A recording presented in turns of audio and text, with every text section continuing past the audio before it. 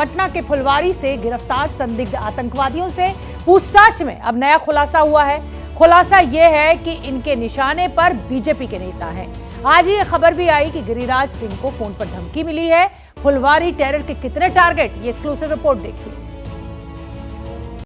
जैसे जैसे फुलवारी गैंग के खिलाफ जांच बढ़ रही है, वैसे वैसे चौंकाने वाले खुलासे सामने आ रहे हैं।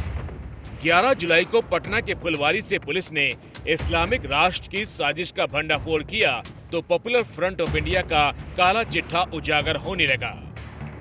पूर्वी चंपारण के चकिया में ट्रेनिंग देने के साथ ही दरभंगा में इस विवादित संगठन का झंडा फहराने वाला वीडियो सामने आया है। जांच एजेंसियां साजिश की इन कड़ियों को जोड़ने में जुटी हैं और जब कड़ियां जुड़ रही हैं तो दहशत के दस्तावेज सामने आ रहे हैं। ताजा खुलासा ये हुआ है कि पटना के फुलवारी से गिरफ्तार अतहर परवेज को मोबाइल से ये जानकारी मिली कि बिहार बीजेपी के 8 नेता इनके टारगेट पर थे।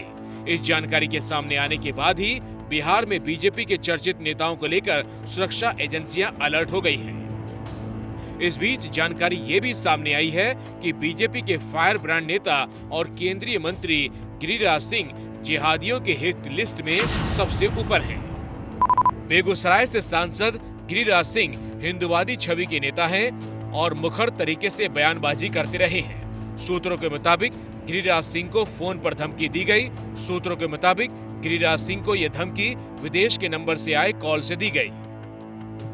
असल में बिहार पुलिस को आईबी ने रिपोर्ट दी है, जिसमें कहा गया है कि बिहार के बीजेपी के नेता जिहादियों के निशाने पर हैं।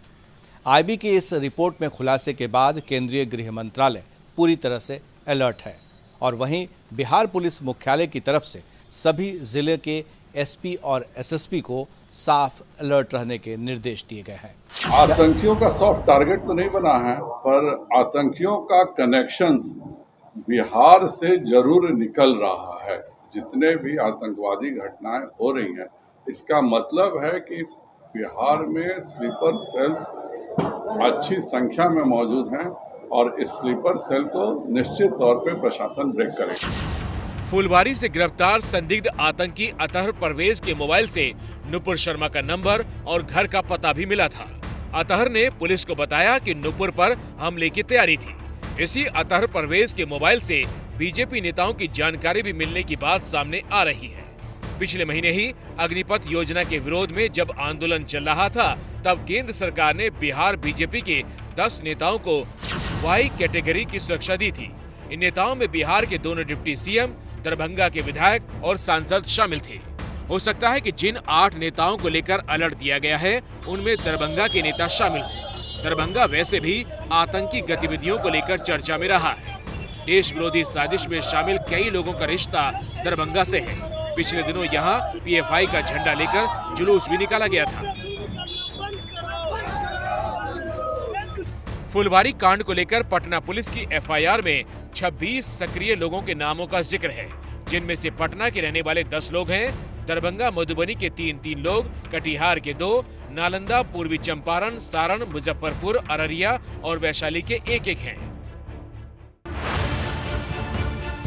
इस नेटवर्क में शामिल 5 लोग अब गिरफ्तार हो चुके हैं। इनमें से एक मरगूब अहमद उर्फ दानिश भी है। इस दानिश के मोबाइल से एक व्हाट्सएप ग्रुप मिला था जिसका नाम गजवाए हिंद था। पटना पुलिस ने दानिश को रिमांड पर लिया और बिहार एटीएस एनआईए के साथ मिलकर इससे गुप्त जगह पर पूछताछ कर रही है। पुलिस सूत्रों के हवाले से जो जानकारी मिल रही है, उसके मुताबिक दानिश का संबंध पाकिस्तानी संगठन तहरीके लब्बैक से था। इतना ही नहीं, कश्मीर और बांग्लादेश के भी कई आतंकी संगठनों से इसका लिंक मिला है। बताया जा रहा है कि जिस गजवाए हिंद का ये मेंबर था व्हाट्सएप ग्रुप का दानिश, उसका आका यानी एडमिन व्हाट्सएप ग्रुप का पाकिस्तान का फैजान था। दानिश इंटरनेट मीडिया के जरिए किस तरह देश विरोधी गतिविधि चला रहा था, पुलिस इसका पता लगाने में जुटी है। साथ ही एजेंसियां इसके इंटरनेशनल कनेक्शन को खंगाल रही हैं।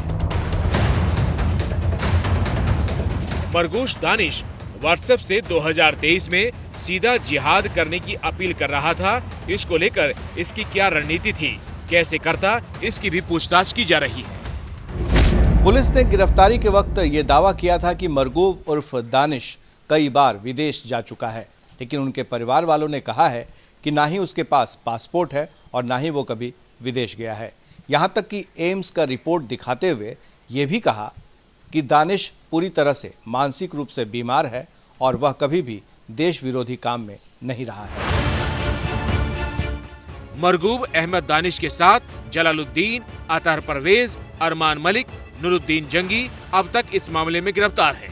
इस बीच एनआईए ने पूर्वी चंपारण के ढाका में छापेमारी की और एक मदरसे के मौलवी अली असगर को हिरासत में लिया।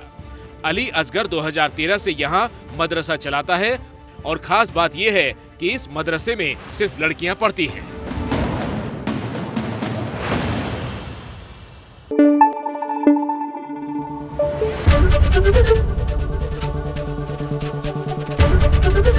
एबीपी न्यूज आपको रखे आगे।